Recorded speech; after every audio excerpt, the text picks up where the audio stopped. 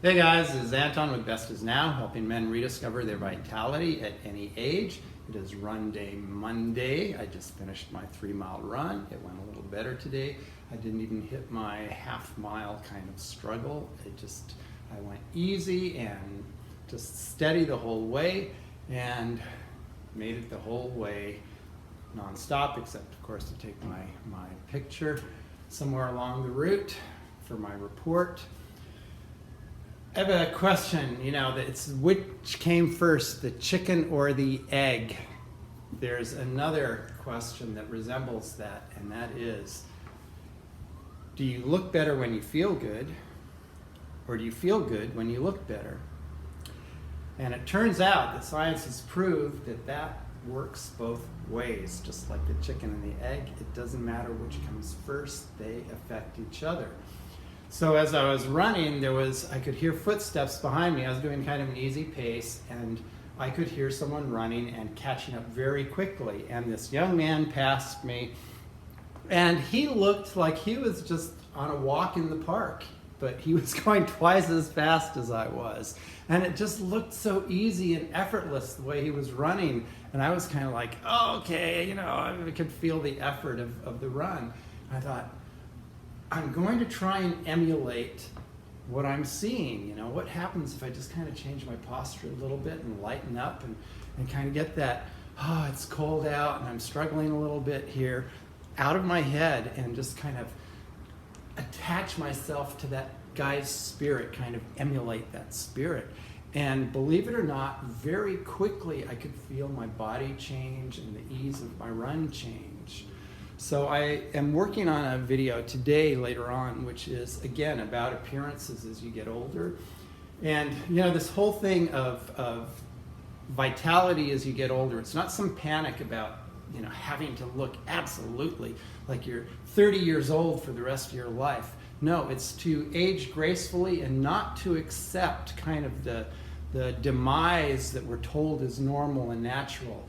You will age much slower and much better, knowing that there are strategies to kind of adapt in your life to make your life easier and better for you. Not everything that happens with age is normal and natural, and it's not what we've been told. So that's basically what all this is about. And so today's video will be about appearances, and I've been letting this beard grow in a little bit. It's kind of scruffy.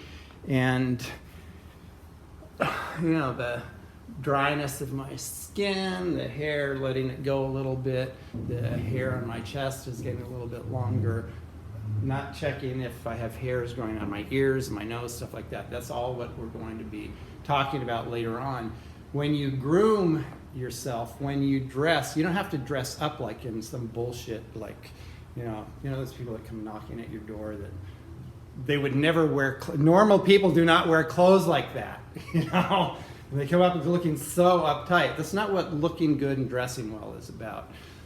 Dress what you're comfortable in, but you can dress nicely in some way that enhances, how you feel and how you look. And the same thing with grooming yourself. You don't have to be like slicked back, but if you do anything that just kind of looks like you paid attention, took care, number one, you will feel better and people will respond to you differently. And the way people interact with you affects, again, how you feel, and it's this big cycle. So do looks affect the way you feel? Yes. Does the way you feel affect the way you look? Yes. When you wake up tired and you're feeling a little sick, you kind of look that way. But you can actually reverse that. There are times when I felt myself getting sick back in Aspen in the mountains. You had to be out on the mountain all the time, and you'd wake up thinking, God, I think I've got this cold coming on.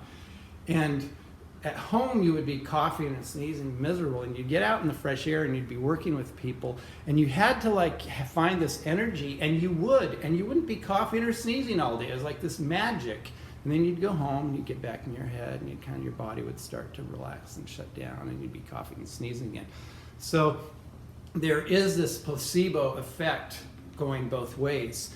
I saw a show yesterday, it's called 100 People, something like that. And people were doing this thing where they were learning to spin plates. And then they had the expert who taught them this criticize them or praise them. So this was an experiment. So people who did really well sometimes got the arbitrary, they put a red ball out to criticize, a blue ball to praise, something like that. Anyway, this person who was really good at it, the guy had to criticize her, and he says afterwards, he goes, God, that broke my heart because she was doing so well. And when they came back the second time, this girl did way less. I mean, she did much worse than the first time because she had this criticism in her head.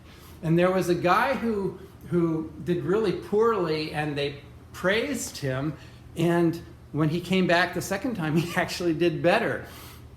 And so what they demonstrated was that what you have in your head, this kind of picture, will affect your performance. It will affect the way things manifest in your life. It's not magic. It's just the psychology and the way that we learn to approach things. And so when you do self-improvement mindsets and physical things, what you're doing is you're learning new skills to adapt, to control those thoughts, to help you manage those thoughts so that you can be and do your best. This is Anton with Best Is Now. Remember, be good to those you love and be good to yourself.